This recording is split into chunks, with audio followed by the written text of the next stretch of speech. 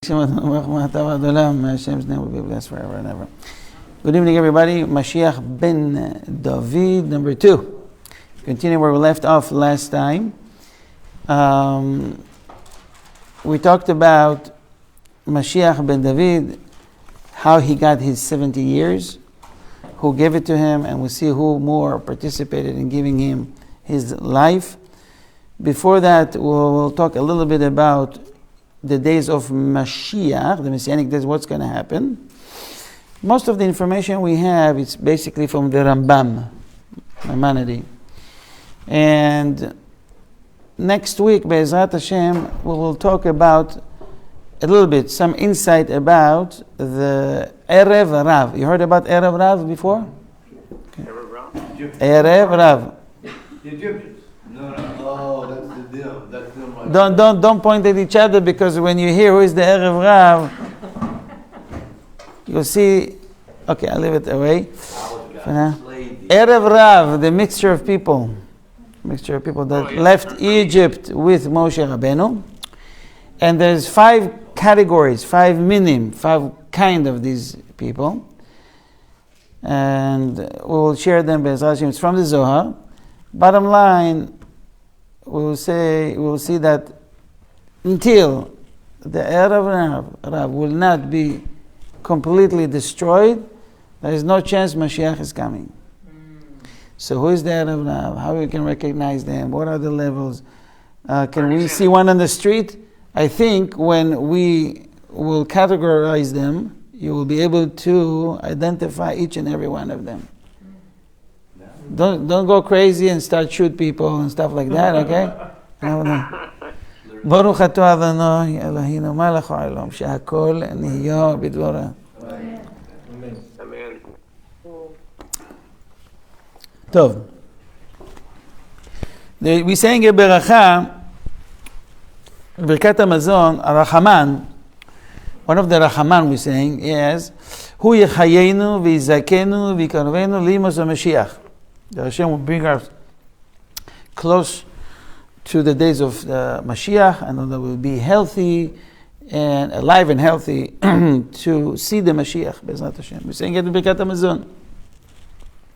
What's going to happen? Our sages said, Chachamim said, in a tractate of Brachot, and Shabbat, and Psachim, Sanhedrin, many tractates in the Talmud, they say, Amru Chachamim, Ein ben ha'olam hazeh liyimot ha'mashiach ela shirbud malchuyos bilvad. Meaning, there is not going to be a major changes between these days, today that we're living in, when Mashiach comes, and it's going to be one big change. What is this change called? It's called shirbud malchuyot. Shirbud malchuyot, meaning that Israel, the people of Israel, will not be submitted before any nation. They don't have to give account on excuses. No one will control Israel. Everybody will recognize that Israel is the chosen people and will not be threatened by anybody. How are we going to reach that point? I don't know. It looks like, so far, the miracle that we see nowadays, countries defining Israel as a great nation all of a sudden. I just hear it lately. In the news, Israel was able to do this and that, no one messes with Israel anymore. Nations around them are careful 10 times now before they try to do something. So you see that Israel become a great country. Nonetheless, we are very small and very few people. It's against all any sense.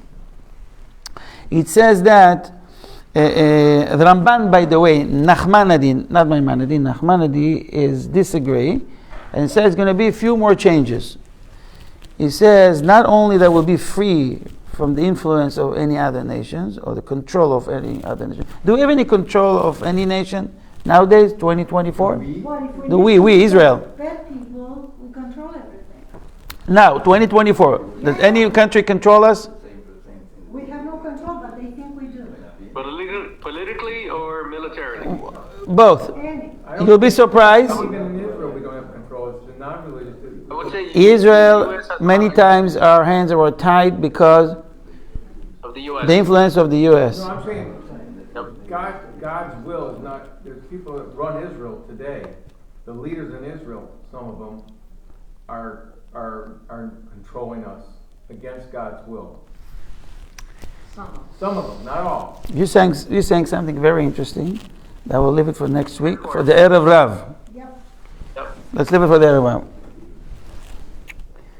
But I didn't know that. I didn't know. I'm telling you, I was surprised to. Maybe it's only me. I don't know. I was surprised to learn that how much America controlling Israel. Yep. Till we experienced the last war.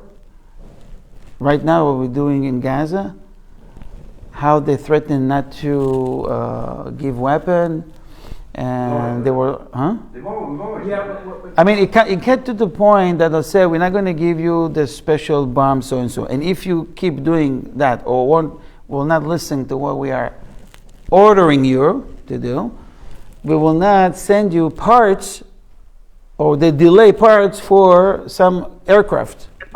It turns out, I did a small investigation by myself, Googling it, and I found out that Israel had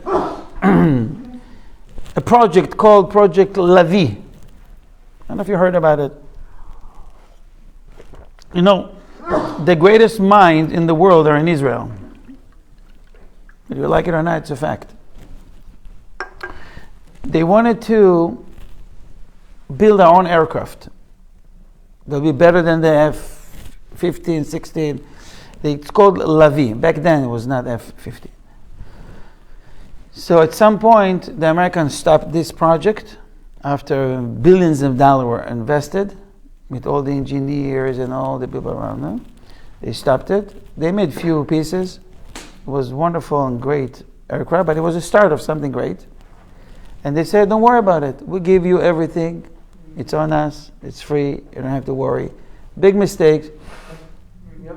Big mistake. Now we depend on parts. You can fly if you don't have certain parts. You know, one of many problems. Thank God we have our own tank, the Merkava one. It's Merkava number 5, I think now, and some other things. But we depend on the grace of other nations. That's a big problem. Okay, and if you don't do A and B and C, we won't give you an aid, money and support and jeeps and other equipment and other ammo. Big problem. So in a way, we controlled by other forces. Okay.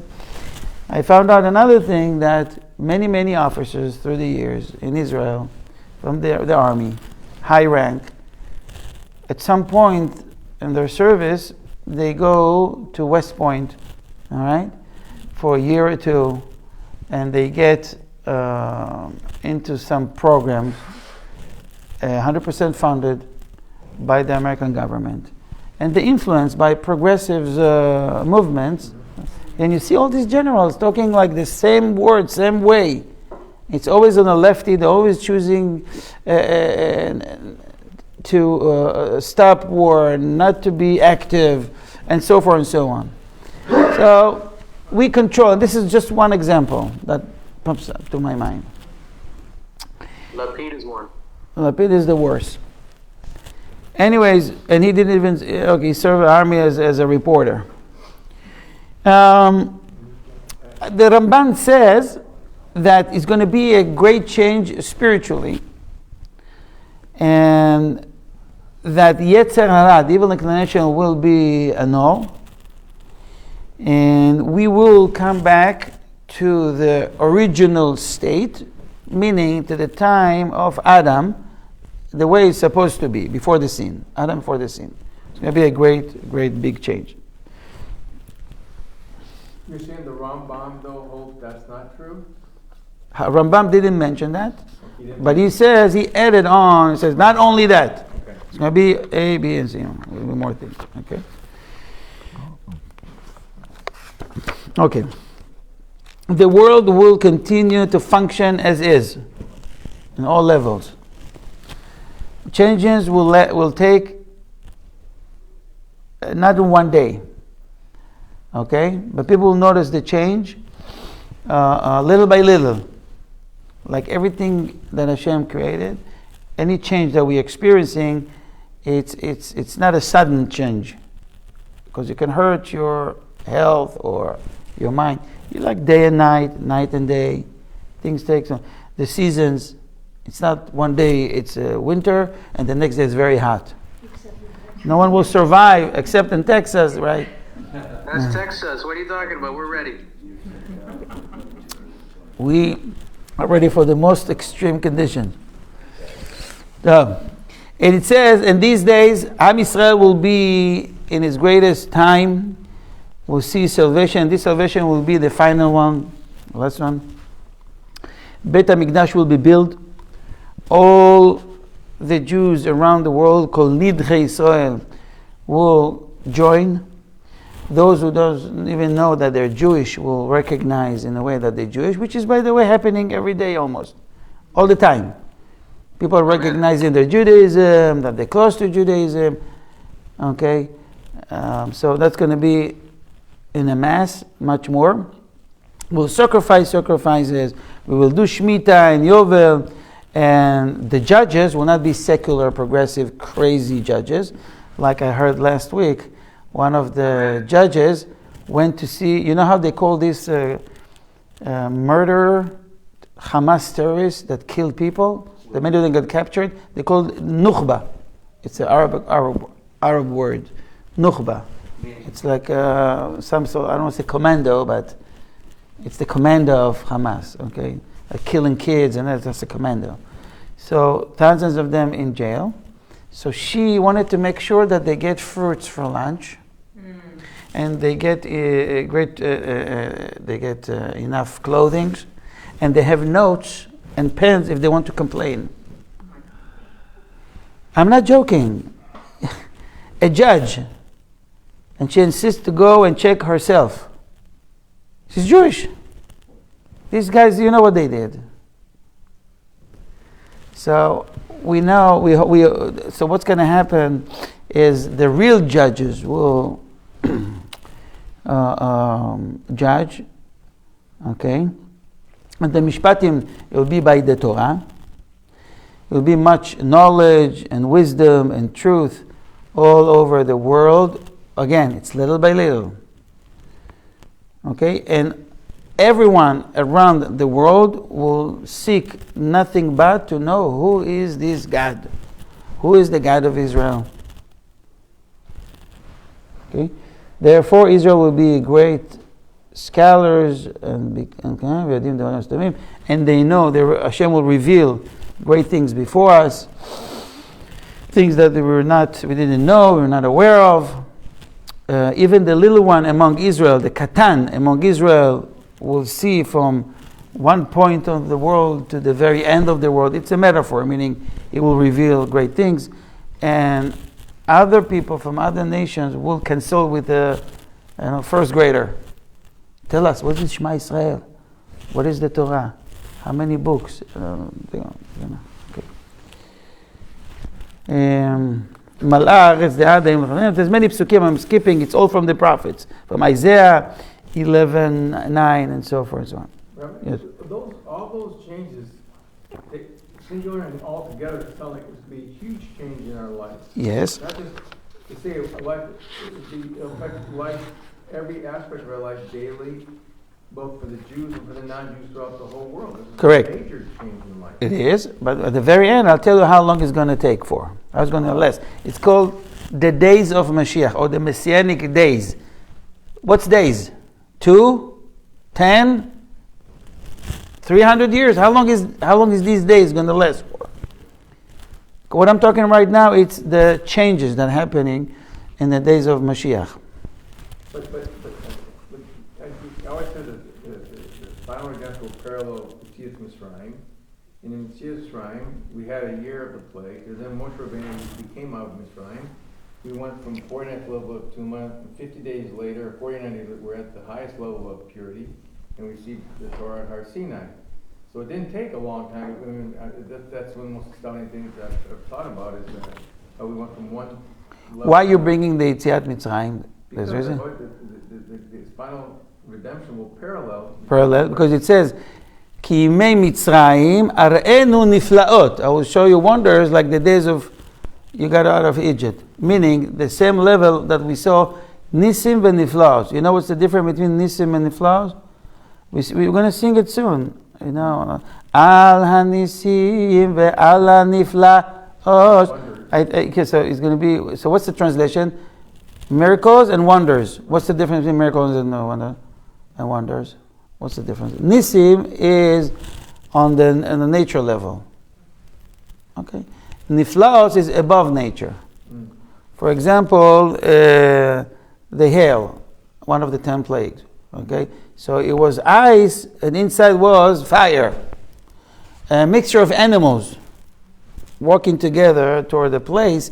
They're not fighting or hunting each other. They have the same goal to destroy, kill, or whatever. It's above nature. So these kind of miracles and wonders we're going to experience in the days of Mashiach. The question is, how long is going to last? So one says we're going to be like the days of living Egypt, 40 years in the desert, so 40 years the days of Messianic. That's one of the examples, okay? And all the world will be metukan b'malchut Shaddai, tikun olam b'malchut Shaddai, and the kingdoms of God, the kingdoms of God. And then it says, you can check it later in Zephaniah. I don't know how you said Zephaniah. It's one of the prophets. Zephaniah. Zephaniah is one of the 12 on the... Zephaniah, thank you. So Zephaniah 3:8, it says that day I will change the language of the nations to be a clear one, and all of them will worship one God, the God of Israel, together. So, meaning to speak the same language. Some says they will learn to speak Hebrew, Lashon HaKodesh, and some says they're going to speak in the same language, meaning the same faith, same emunah. Okay. These days, the dead will resurrect. We will see Moshe Rabbeinu and Aharon and Noah and Avram, Yitzchak and Yaakov. Wow, we see all these great people, and they will not just, be in the museum. People will come and take pictures with them, selfie. They're going to have a job, a work to do. What's the work? To teach Torah the people of Israel. Moshe Rabbeinu will give classes. We have today Rabbi Kotler, right? So, Bezrat Hashem, tomorrow we're going to have Avram Avinu, Yitzchak, Moshe, give classes. Ramelo, right? Something like that. And with them, all the tzaddikim among Israel that died in the exile and was waiting for salvation also will resurrect. So if you have family members that they are tzaddikim, righteous, they will resurrect. It's one of the Jewish faith, one of the 13 principles, one of the 10 things that we mention every morning that you have to believe in, the resurrection of the dead. As Daniel says in Daniel 12:12, Ashrei amechakeh v'yagia le'amim, blessed is the one that is waiting and will reach these days. We're going to see every day a new miracle. You won't be able to bear it. Hashem is going to give us the power to stand such great changes. It says also these days will be no more war, no more bloodshed, but the peace will rest upon the world, peace between people, peace between nations. It's going to be more Jews or more non-Jews in the world? More non-Jews. More non-Jews. Okay? It'll be no more starvation, no lack of food, an abundance of good will spread around the world. And all the greatest food that you love is going to be like a soil, like a dust. Available, easy. Prices will be nothing. Will be no jealousy, no hatred, no competition. And then it says in Ezekiel 36:26 that Hashem will remove the stone heart from your flesh. It's literally meaning Hashem will remove and annul the evil inclination. In these days it says that a wolf will live with a sheep and a tiger with a kid animal, right? And you know, when we says that everything will come back to the original state, like in times of Adam, and almost 1,000 years later, they didn't have to plant. Everything grew by itself. There was no rain even. Just from the moist, all the grass came out, fruit. They would, let's say one want to have guava, so he would take from the supermarket a pack of, say, what is it, the guava? Give me the guava one. Take the guava. He plants. Within hours, you're going to have a tree of guava with fruits. Same day. Things that I'm saying makes no sense, but that's what the Talmud says. It's going to be everything you plant, it will grow the same day. Okay, we have something similar to it. Everything that we're saying, there's something similar. What kind of vegetable grow in one day? Are you aware of? They're from Wisconsin. I don't know if it's considered a vegetable, but no. Chomer Pitria.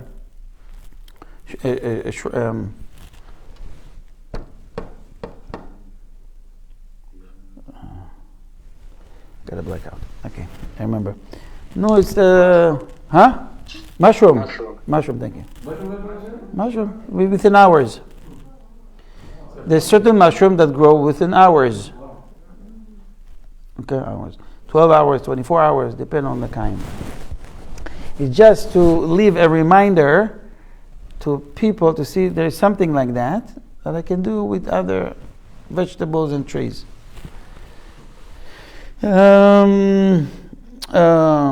says, "Venatna haaretz yivula," the land will bring its produce, like the days of the Adam, and the day you plant it, the day you get it, like we mentioned, the same day will give you fruit.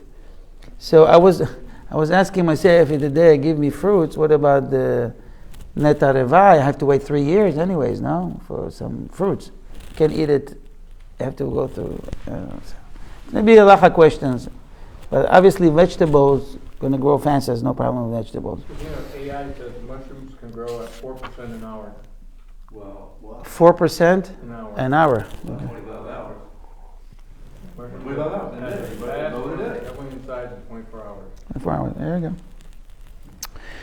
And the days of Mashiach, Hashem will, some of them it's metaphorically, meaning it's going to be abundant of oil and wine and honey and you name it. Okay, let me skip that. Why does it have to be metaphorically? It says, because I tell you, it says that it's going to be rivers. You don't have the text. I have the text in front of me. It says rivers of honey. So it means it's going to be plenty. It's going to be a lot. Sometimes when the Talmud mention numbers, great numbers, 400, 4,000, make no sense, but it means a lot, plenty, and abundant. That's the idea. Okay. What's the purpose in these days of Mashiach? The highest purpose is what's all Israel and the prophets and the sages and the scholars were waiting for, and not to enjoy from barbecuing every day, or to drink tea with honey or whatever, and not even to control the entire world, okay, and to control other nations, but the idea is that we'll be free from labor, from work, and we'll focus on learning Torah and its wisdom, and no one will oppress us, okay? Well, okay, let me conclude with saying how long it's going to be, and it's varies. There will be different opinions. This is why I told you, it's vague, nobody knows. How long the days of Mashiach will last, there's 10 different opinions. Some says 40 years, like what I mentioned. It's mentioned in the Tractate of Sanhedrin, 99. 40 shana, like the Messianic day. Some says 70 years, some says 3 generations, some says 365 years, or 400 years, or 2,000 years. They consider the last 2,000 as the Messianic days. The whole world will exist 6,000 years. The first two, the middle, and we are living in the last 2,000 years. So some consider the day that we live in right now as a Messianic days. If you think about it, is a major changes in these 150 years. And if you think about it even more, you see who were smarter, the times of Talmud, Mishnah, or us today? Rambam days or ours today? Of course they were smarter than us, right? But yet, all the invention of electricity and cars and other, invented in our generation. Mm-hmm. What happened in the last 100 years? All these things burst, Speeds up. came up. Huh? Everything speeded up. Everything speeded up in the last 100 years plus. What is happening? So we've learned from that that's what's going to happen in the Messianic days. This is why many hold that we're living in the Messianic days. Okay, reaching out to the very end of the days. And we can see it in our own eyes. We're experiencing, communicating with people over the phone. It's amazing. But they were smarter than us. It's not the time yet. When Hashem pressed the button and says this is the time, so all this wisdom will be revealed to the worthy generations, or the people that's supposed to live in these days. Okay, moving on. Going back to what we said about Adam and King David. So Adam gave King David 70 years of his life, but the problem was, like we mentioned last time, that these years were unclean years, right? Because it was after the sin. And he wanted to have a gift that will be not contaminated with punishment or part of something like that, which is sin. Okay? So King David knew that this day that he got, he need to rectify something. Okay? And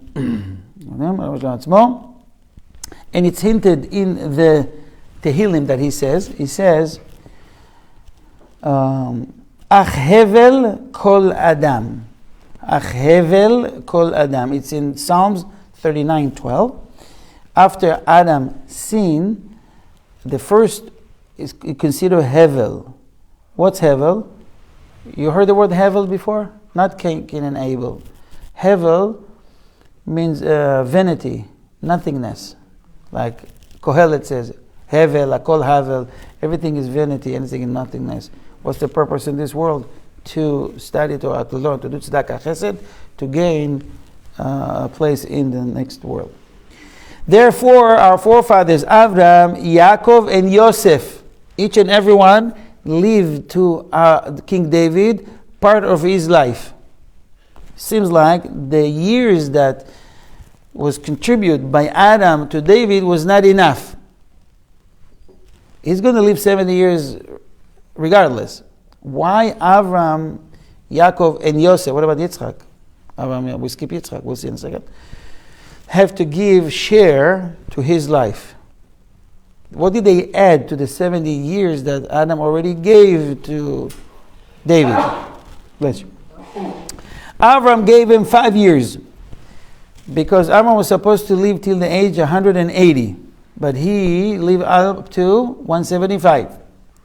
Hashem did it. Sometimes Hashem shortened people's life for a variety of reasons. One of the reasons he didn't want, according to the Midrash, according to Rashi and other commentators, he didn't want Avram to see Esav messing up badly, because at that point, Yaakov and Esau were 15 years old.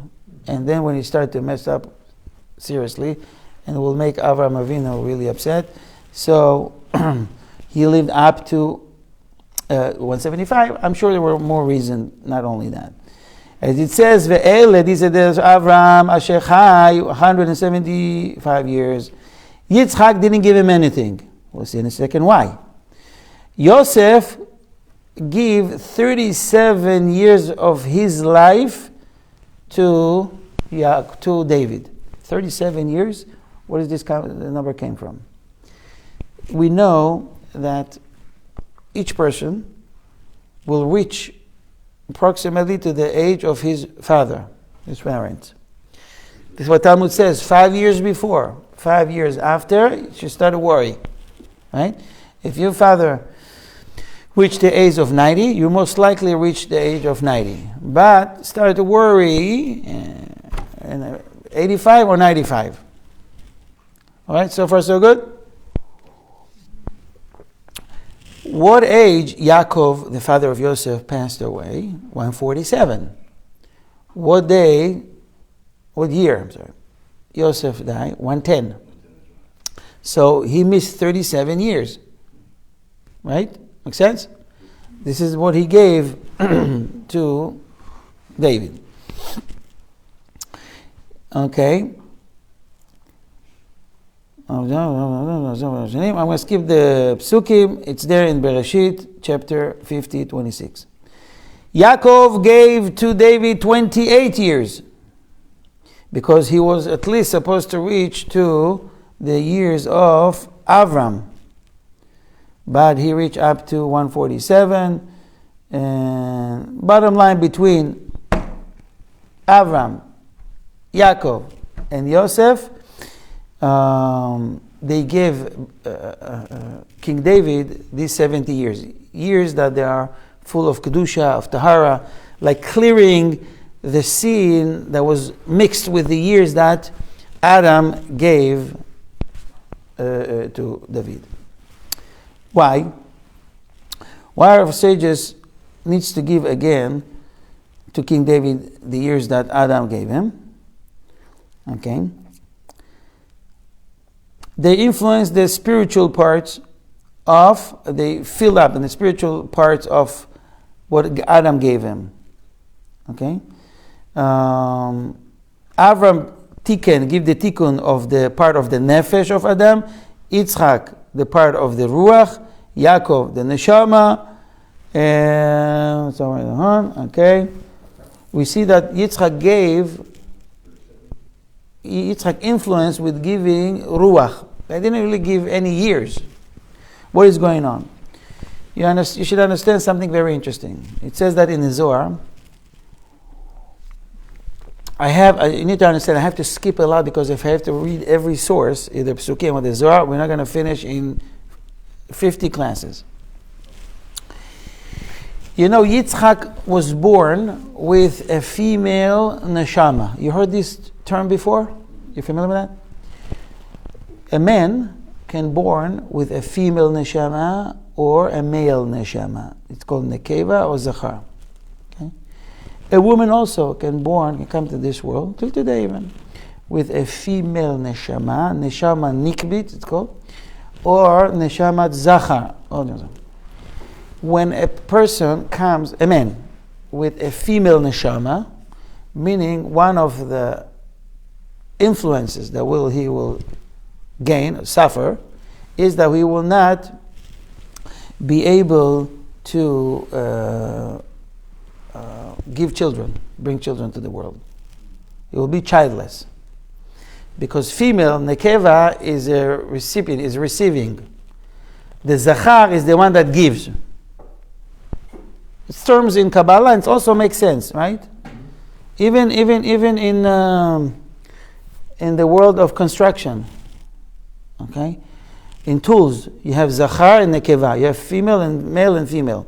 Always, you see this part is called female, and this one is called zachar. This one goes into this one. You understand what I'm saying, right?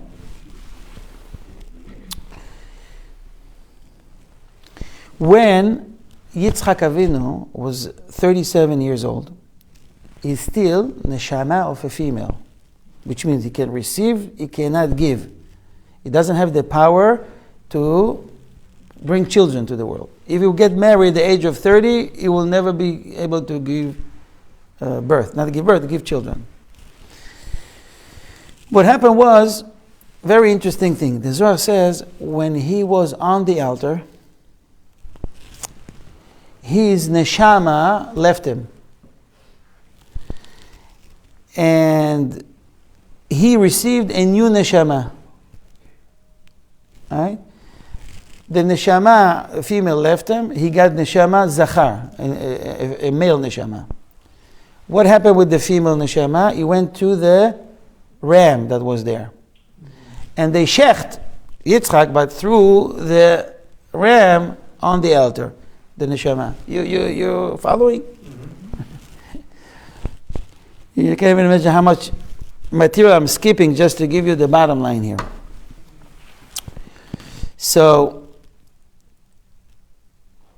Yitzchak himself needed years and life for the new soul that he just get. So he couldn't really give anything to David. He himself needed more life. So he could not give life to King David. Therefore, this is why Yosef, the tzaddik, come under him. He replaced him as a substitute to give to David. Because all these names that I mentioned, they have spiritual parts from Adam. So these specific people had to give to David. If they want to give them power, only those that got it from Adam. Why they get these parts from Adam? In order to rectify, to do tikkun. This is something also we discussed many times, that sometimes you do tikkun, it's not for you only, it's for other neshamot as well. So sometimes a great neshama will ride on you, will take a ride for a certain time, days, hours, minutes, seconds, when you do a certain mitzvah, in order to rectify for yourself and for this neshama as well. Hashem knows all this mathematics, and he will bring the neshama to that person in order to help you and the other neshamot.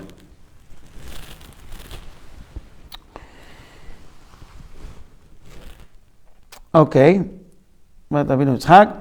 As it says about Yosef, Vayikra Paro. We know Yosef, but Yosef has an Egyptian name. What was his Egyptian name that Pharaoh gave him? 2 words. The words are Tzofnat Paneach. Tzofnat Paneach. Paneach, Yosef took the chair of Yitzchak to give to David. Paneach in Gematria is Yitzchak, meaning that Yitzchak is hidden in Yosef. Our forefathers were carrying powers from other neshamot in order to rectify for them as well. So Yosef gave to King David 37 years, corresponded to this 37 years that Yitzchak had before the Akedah. There's a word for Akedah? What's the word for Akedah? Just call it Akedah. There's no English word for that. Akida? Isn't it Akida? Akedah, yeah. Akida. Akedah means the binding. binding? Binding, like it was binding. Okay, fine. Okay. You can translate literally.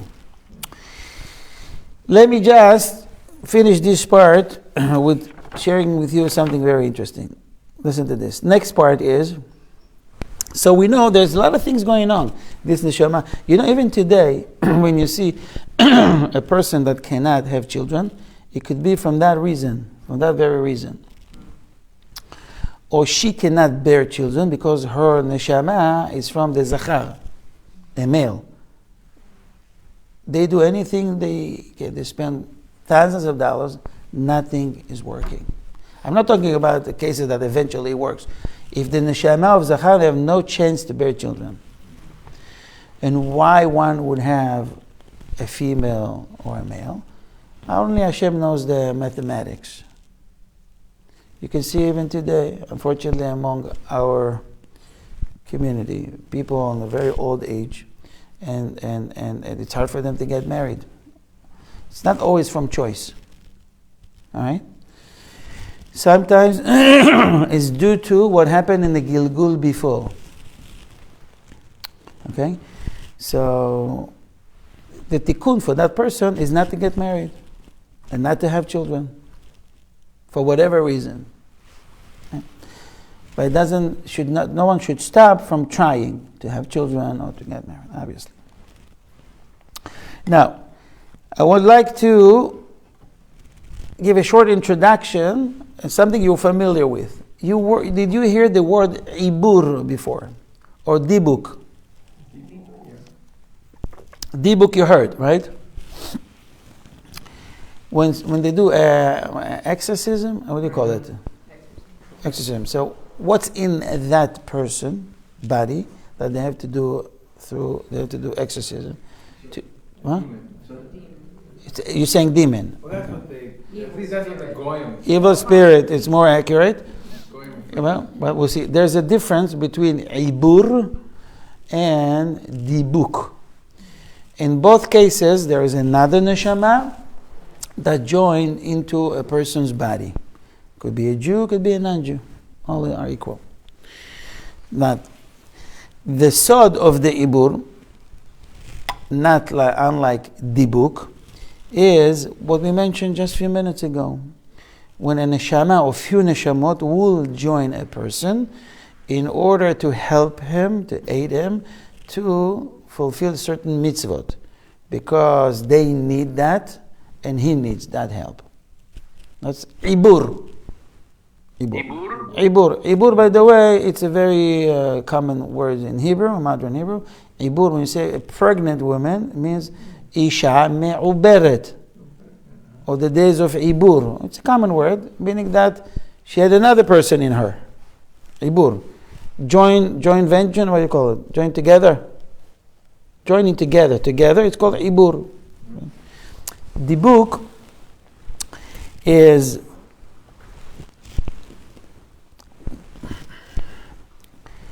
more like a punishment.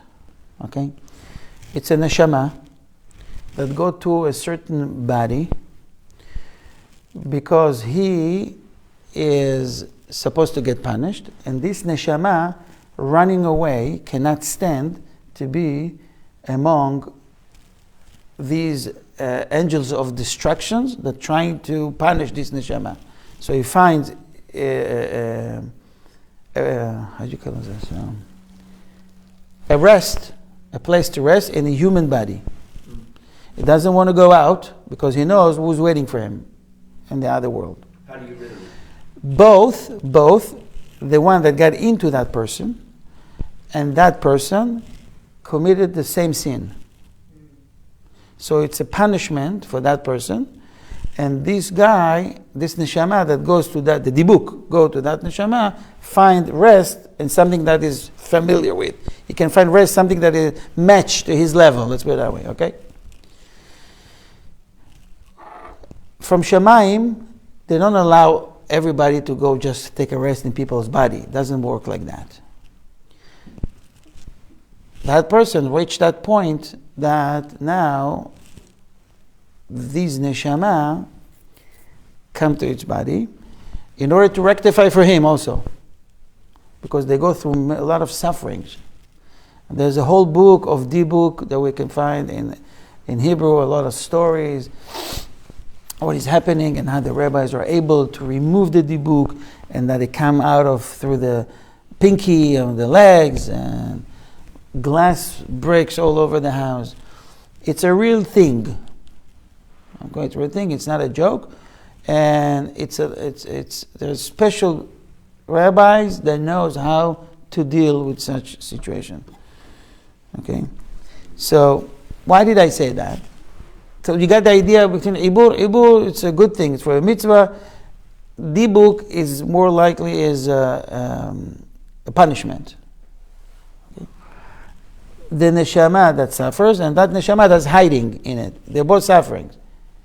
Neshama that doesn't get its judgment is also suffering. You want to go, but okay. So Adam came back for another Gilgul in King David. Adam need to complete 1,000 years. He gave David 70. But he just cannot stand away as a watcher. He needs to be involved in the process. So when we say Gilgul, do you understand the concept of Gilgul? The idea is not the whole person coming back. I mean the part that is not rectified. because we have sparks, we have parts. All what we were able to rectify is untouchable. Only the parts of us that this does not rectify comes down to fix. If it didn't work, comes another time, another gilgul. Okay? It's out of God's mercy. Imagine that everything come, you can mess it up forever. Only the small parts. It's kind of like a test that you have, in sport. Like, I know in the army we had it. We had parts. If you didn't finish the whole 12 different training, so you pass 10 of them, there's 2 more that left. You don't have to start all over. Only these 2, huh? CPA exam is just like that. You pass the part, you don't have to take No, it's an example. Good. So on this part, when you pass the other 2, you pass. But you don't have to start all over. Make sense? That's the idea, more or less. So, this is why Adam gave David this life, and he didn't give it to any other righteous, because Adam, Hashem showed him all the righteous in the world, and he chose from among all of them, he chose this neshama. He knows that this is a very special neshama of King David, and he knew that the only one that can rectify for him will be this neshama. This is why he gave these years to these specific neshama. Okay? When he gave it to these, he actually gave it to himself, King Adam, in order to rectify himself. So he was taking care of himself. Yes? Well, Gotta go? You brought down earlier that there's the Dibuk and then the Ibur. So the 5 years he got from Abram, the 28 from Yaakov, and the 37 from Yosef, add up to 70. Did those 70, and the 70 you got from Adam, you said were... Aaron? Adam Rishon. Adam? They were tainted. There was something spiritually wrong with them. Correct. Contaminated. Did those 70, were they brought to David to purify? Exactly, that's the word. Purify. So he needs aid, because David still had to challenge in this world, to go through a lot of obstacles. Like we saw, there's no figure in the whole Tanakh that there are so many words and psukim and verses and chapter on. But David is even more than Moshe. Got a lot of problems. Right. Had to go. He went through a lot of sufferings from the day he was conceived. It was in his mother's womb till the day he passed away. It was a very hard tikkun, but thanks to what Avram added, Avram and Yaakov and Yosef, he was able to go through these life. So they like joint venture, they yeah. cleansed Correct. things that he got. Correct. Without them giving them the spiritual power, I don't know if you'll be able to go through this experiencing. Let me just finish this part and we're done for today. Wow, it's much longer than my plan. Okay, listen to this. What time it started the program? 7? Yeah. Okay. You know how the Torah called David HaMelech, when the Psukim define David, they describe him, not defining, they're describing as Admoni im yefe enayim vetov ro'i. Admoni, it's not a very common word in Hebrew, but there's a nickname for Admoni. We call him Gingy. You heard the word Gingy before? The red hair? Red head? Huh? Ginger. They call him. They call him Ginger? So in Hebrew we call him Gingy. But the real word, it's a slang. Gingy is a slang. The real word is Admoni. It comes from the word red. Some form of red. So who was David? It was Admoni, it was Gingy. But Admoni also Adamoni. Adam. Okay? Because it's like Adamish. It comes from Adam. So how the Torah describe him is actually hinting that he comes from Adam. Adam gave him the Admoni. And Adam also was created from Adama, from the earth. It all comes together. And he comes to, and it says also, Yefe Einaim, his beautiful eyes, he was very good looking, like Adam. Adam was also a very beautiful figure, from all the people in his generation. Adam was anointed in the city of Hebron, the place of the Avot HaKadoshim. Why there? Because they gave him also the part of the spiritual part, spiritual boost. So I don't say inauguration, but the anointing with the oil was done over there in that area. And therefore, this is why the one that rebelled against David, what's the punishment? Is death. Unlike any other king. The one that rebelled against the kingdomship of David and his house, or whoever comes from David, would be put to death. Like Adam was the king of the world, and no one can rebel against him, David is the king of the world, and no one can rebel against him. Basically, David HaMelech knew that he is connected to Adam, and he wants to rectify the punishment of death that came down to the world due to Adam's sins. So he says Adam actually brought death to the world. Without the sin, there was no death, right? So what he did, he tried to live and never go to sleep every day, because when you go to sleep, you taste, it's called to'em ta'am mita. You taste the taste of death when a person sleeps. It's like dead person when he sleeps, right? So how long you can, stay without, you can live without sleeping. So I heard that I think the maximum you can stay without sleeping, I'm not talking about insomnia. Again, I'm talking about regular person. Sleep deprivation. I think 3 days or 4 days is the maximum. After that you get crazy. Huh? Well, no, so that's what they do, by the way, when they want to get information from a prisoner. They make sure he won't sleep. So make sure the loud music, and they wake you up, and water and ice, because at a certain point, after 2 days, 3rd days, maybe the 4th day is your breaks. There's nothing you can do. You're going to say whatever things you never dreamed about. You will admit. It's a very strong tool in torturing, God forbid, prisoners.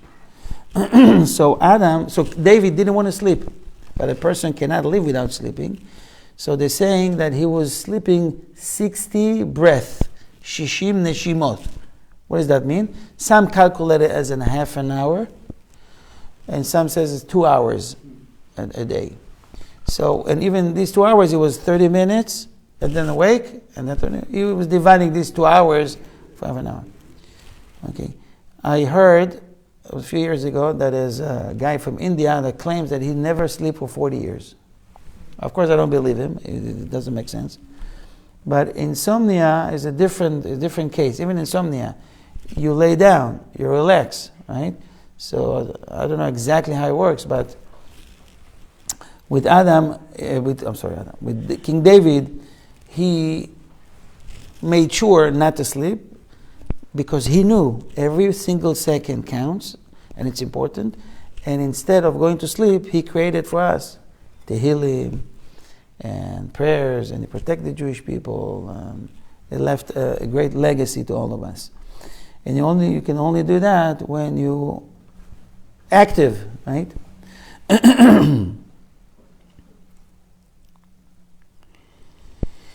I have a few more lines and we're done for today.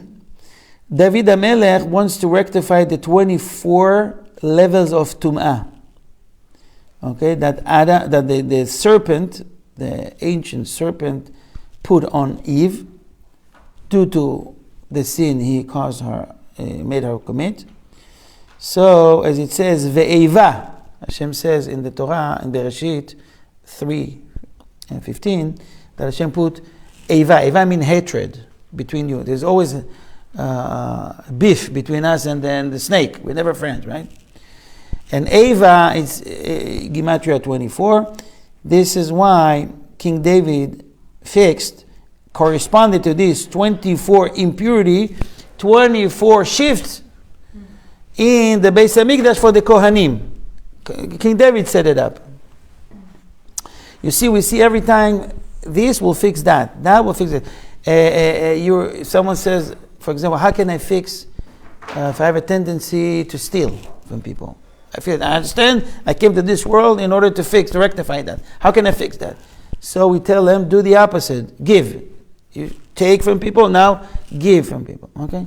So it always has to be corresponded to the scene. Do the opposite, that will fix it. If it's dry, put water. If it's too wet, put something dry, soil. Make sense? That's the idea.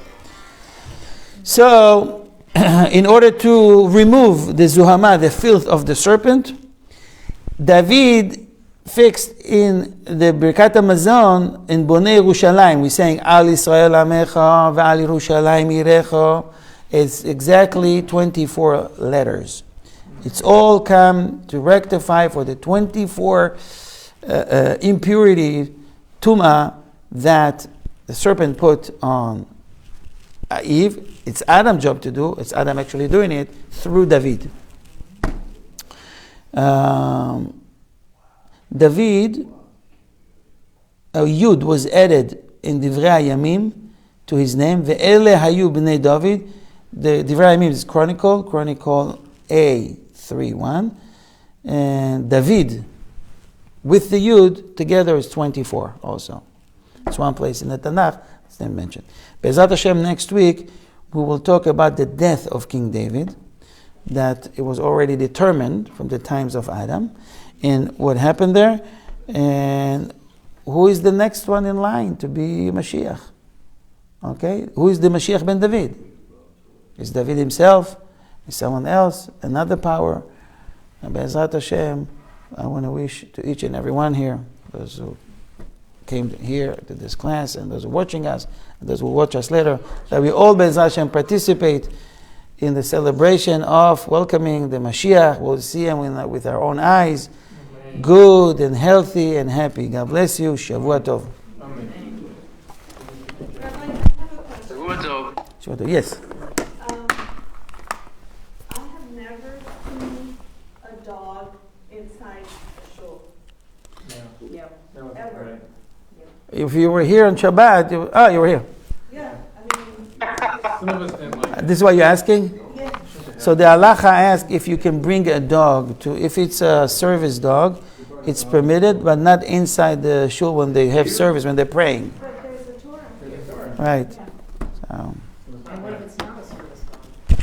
the Torah, since the Torah is 10 tvachim above the ground, it has its own domain. So it's not affected by it. Nonetheless, it's still yet not appropriate. So only a service dog can come in for blind people. Blind people, some communities, you see that the dog is coming. Or some soldiers that have to be with a dog after having trauma and all that. They're allowed to bring the dog, but they making sure that it will be in the corner of the shul or close to the... They can't bring them all the way. So if we had an issue this Shabbat, I don't know. I believe it's a problem.